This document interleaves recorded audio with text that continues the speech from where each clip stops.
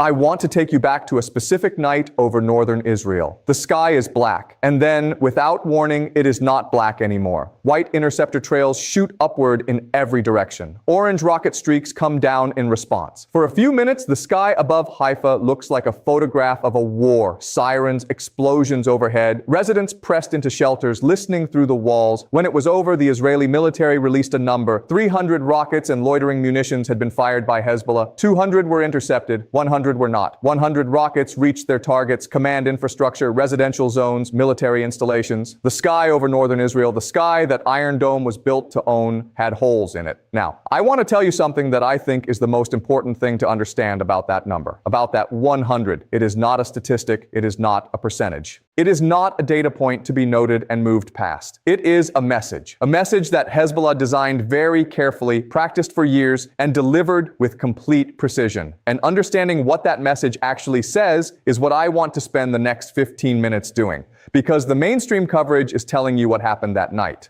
I want to tell you what it means. So let us begin. Part 1. I want to start with what Iron Dome actually is, because to understand why 100 getting through matters, you need to understand what Iron Dome was designed to prevent. Iron Dome entered service in 2011. By 2022, the Israeli Ministry of Defense was reporting interception rates of 97% against rockets headed toward population centers. 97. 3 years ago, that number was so reliable, so consistent, that Western governments around the world began treating Iron Dome not as a defensive system, but as a solution, a solved problem, a symbol. The United States funded it. NATO allies studied it. Romania is in the process of purchasing it. Israel exported the model. The world's security architecture was being redrawn around the assumption that mass rocket attacks could be neutralized at scale. And that assumption rested on one thing. It rested on the attacker firing rockets in manageable volumes across predictable timelines from trackable positions. That is the environment Iron Dome was designed for. That is the environment where it achieved 97%. Iron Dome, the system and its limits, designed for short-range rockets, artillery, mortars, some drones, intercepted at ranges of 470-kilometer historic intercept rate. 85% 2012, 97% 2022 against Hamas rockets from Gaza. Current interceptor cost $100,000, $200,000 per Tamar missile. Updated March 2026 estimates. Vulnerability, saturation. When hundreds of signals arrive simultaneously, the system's processing capacity reaches a ceiling.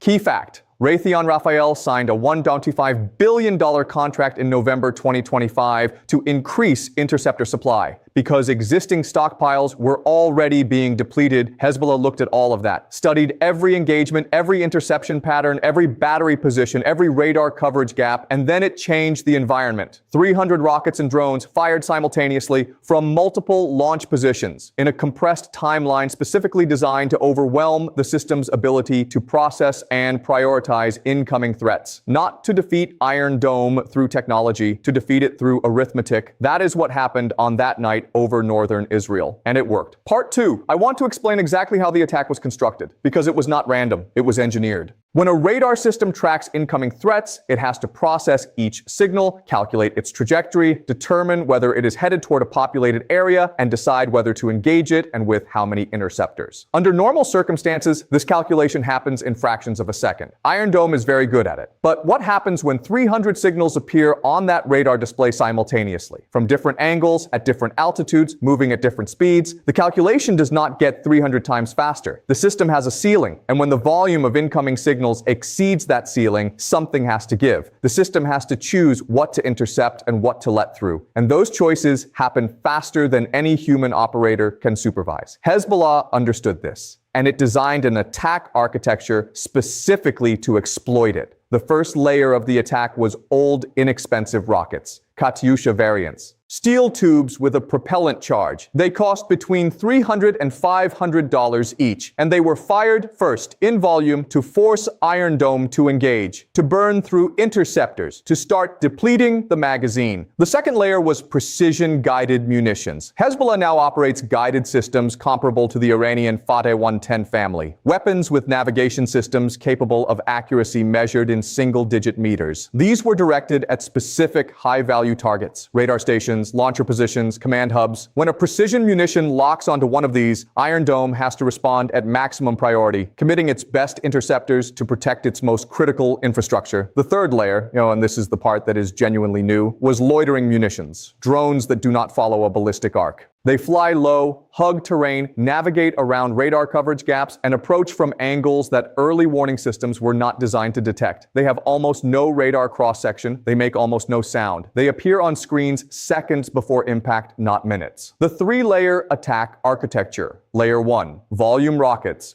$300, $500 each. Force Iron Dome to engage and deplete interceptors, decoys. Layer 2, precision-guided munitions, target high-value nodes, radar, command centers, launcher batteries. Layer 3, loitering UAVs, low-altitude, terrain hugging, minimal radar signature, exploit the gaps opened by layers 1 and 2. Combined effect, system overloads on Layer 1, burns premium interceptors on Layer 2, cannot track Layer 3. Result, 100 projectiles reach targets, not random variants. The planned output of a precise formula. And there is one detail I want to highlight that most coverage missed entirely. Some of the loitering drones appear to have been specifically tasked against Iron Dome launcher batteries at the moment they were firing. Think about what that means. When a launcher reveals its position by doing exactly what it was built to do, it becomes a target. Hezbollah turned Israel's act of defense into a liability. 100 getting through was not a failure of the system. It was the intended output of a formula that Hezbollah refined over years of studying how the system works. And now that formula has been tested. And it worked. And the entire world knows it worked. Part 3. And now I want to talk about the part of this story that has almost nothing to do with military strategy and almost everything to do with why this war is unwinnable for Israel in its current form. I want to talk about the money. A single Tamir interceptor missile, the core munition of Iron Dome, costs between $100,000 and $200,000. Current estimates from the Foundation for Defense of Democracies, published this week, put the figure at the higher end of that range given recent production costs and supply chain pressures. Israeli doctrine typically requires 2 interceptors per incoming threat to achieve reliable kill probability. That means each successful interception costs roughly $150,000 to $300,000. Now, what does Hezbollah spend on the rocket that forced that interception? $300 to $500. Let me hold on that for a moment, because I think it needs to be felt, not just heard. Hezbollah spends $500. Israel spends $150,000. That is a 300 to 1 cost ratio on every single engagement. Every time Iron Dome fires, that is the exchange happening in the Israeli treasury. The cost asymmetry per engagement. Hezbollah, Katyusha variant rocket, SAR $300, $500 per unit. Israel,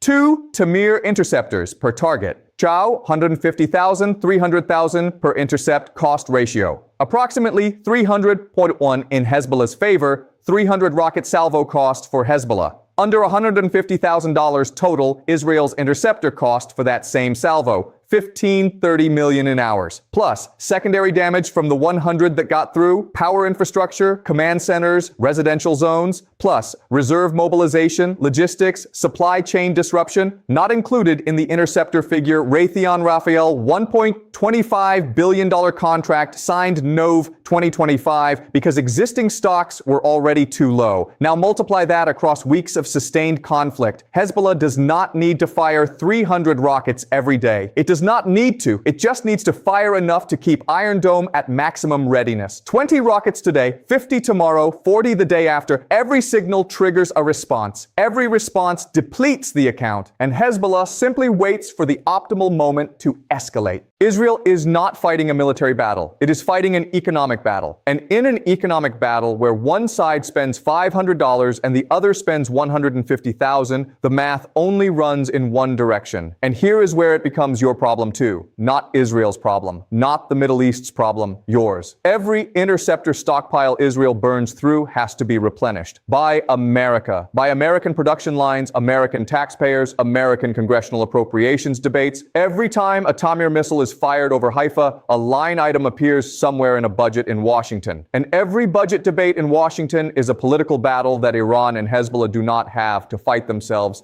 The American political system fights it for them. Part 4, and now I want to talk about something that I find more unsettling than anything else in this conflict. More unsettling than the rockets, more unsettling than the cost calculations, more unsettling than the military analysis. I want to talk about the silence. While the sky over northern Israel was full of fire, while Iron Dome was being pushed to its ceiling, while 100 rockets were reaching their targets, 3 of the most powerful governments in the world were watching. Washington, Moscow, Beijing, and all 3 of them said essentially nothing. Not nothing as in uninformed, not nothing as in caught off guard, but nothing as in calculated, deliberate, strategic silence. And I want to explain what each of those silences means, because they are not the same silence. Washington's silence is the silence of constraint. America is already stretched. It is fighting in Iran, managing the Strait of Hormuz, watching the Houthis fire missiles at Israel from Yemen. This weekend, the Houthis entered the conflict directly for the first time since this war began, managing its relationships with Saudi Arabia, Pakistan, Turkey, all simultaneously.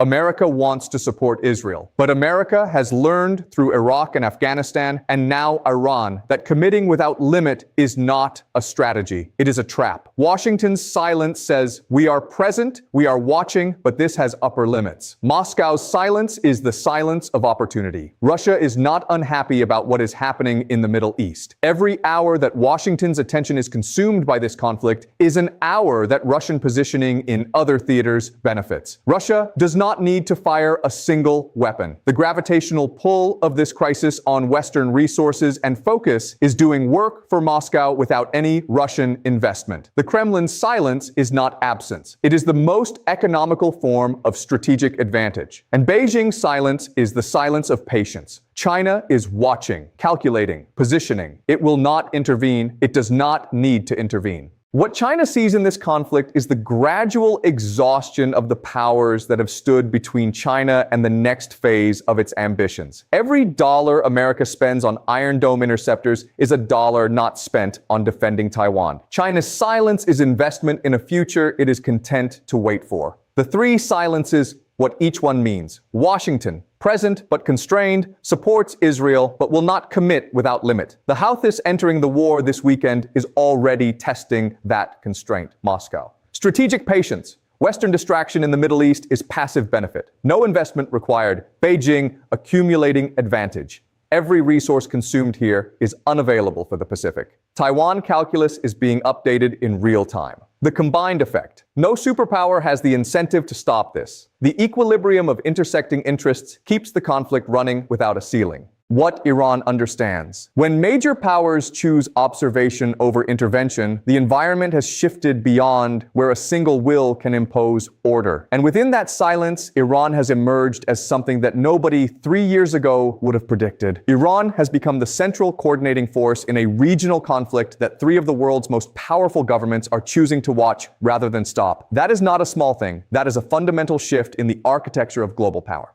Part 5, I want to walk you through the worst case. Not because I think it is inevitable, but because I think understanding it is the only responsible way to watch what is happening. The scenario begins here. Israel's war cabinet watching its interceptor stockpiles deplete week by week, watching the cost calculations run in one direction, watching Iron Dome hit its ceiling, reaches a threshold, and it commits to a ground offensive into Lebanon to eliminate the launch infrastructure at the source. I want to be very clear about what that means. The Lebanese terrain that Hezbollah has prepared for this moment for over 2 decades, the tunnel networks, the fortified positions, the anti-armor corridors, is not terrain that favors a conventional advancing force. Modern anti-tank missiles will be waiting in the hillsides. Armored columns that Israel's military depends on become targets the moment they enter that geography. This would not be won through speed or firepower. It would be paid for through attrition, through time, through personnel. And as that ground offensive begins, Iran executes its deepest strategic card. The Strait of Hormuz, closed, not restricted, closed. Fast attack craft, naval mines, cruise missile coverage, converting the world's most critical energy waterway into a denied zone. 20% of the world's daily oil supply gone from the market overnight.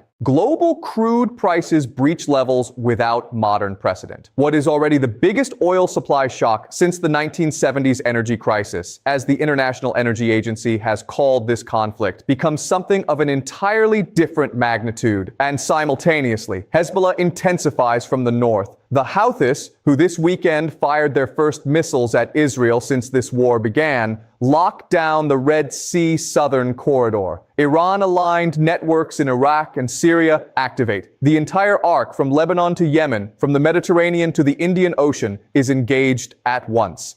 The worst-case scenario, step by step. Step 1. Israel commits to Lebanon ground offensive, enters prepared attritional terrain. Step 2. Iran closes Strait of Hormuz completely, biggest energy shock in modern history. Step 3. Houthis lock down Red Sea, second major shipping corridor disrupted simultaneously. Step 4. Iraq-Syria proxy networks activate, American bases under attack across the entire region. Step 5. GCC economies destabilized, petrodollar mechanism threatened at its foundation. Step 6. Global recession becomes likely. Every household on Earth pays for this in energy and food prices. The question is not whether this scenario is possible. Every element of it is already in motion. I want to say something about that last point, about every household, because this is not a regional conflict. It stopped being a regional conflict the moment the Strait of Hormuz closed. The price of oil on a global market does not ask whether you live in New Jersey or Nairobi or New South Wales. It prices globally. And when supply is destroyed at scale, when the biggest supply shock in 50 years is compounded by a second shock, what it means for ordinary families is not complicated. Energy becomes unaffordable. Food, which travels on diesel, becomes more expensive. Heating, cooling, transportation, all of it repriced.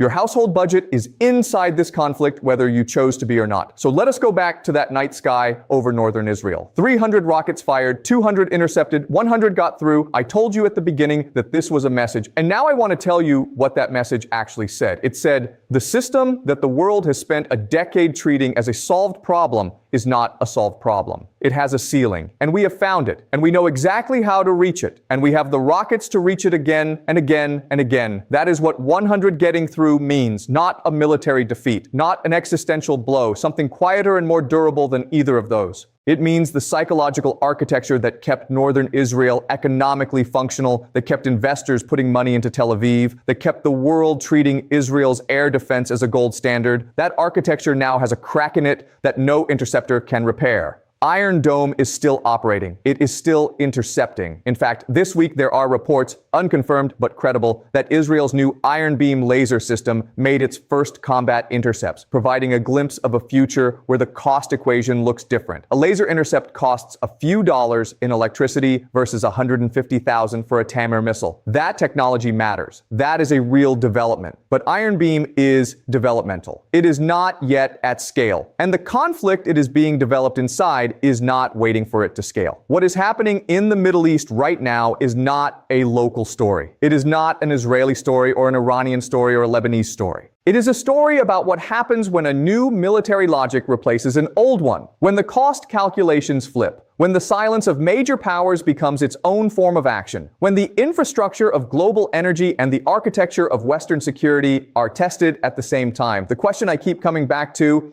and I want to know what you think, is whether the old order has enough structure left to contain what is happening, or whether what we are watching is the first acts of something that rewrites the entire regional map. Tell me in the comments. I will read every response. Subscribe for analysis like this, explained in plain English, updated daily. I will see you in the next one.